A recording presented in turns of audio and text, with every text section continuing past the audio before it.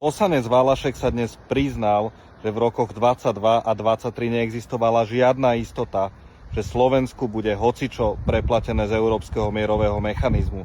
Dnes už všetko nazýva prijatím rizika. My sme išli do rizika v čase, kedy ešte nebolo jasné, že ten fond naozaj koľko z toho preplatí.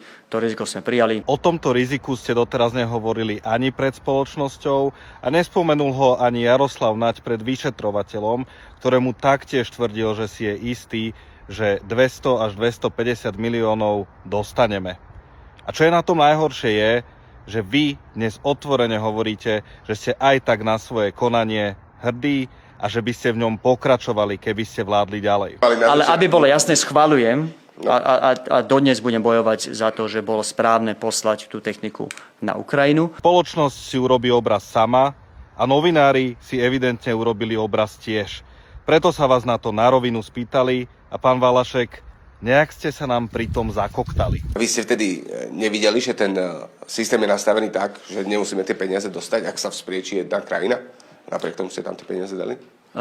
Takto. Nie je žiadna otázka, že dosme my. Nečudujem sa vám, pretože toto politicky rozchodiť bude naozaj ťažké.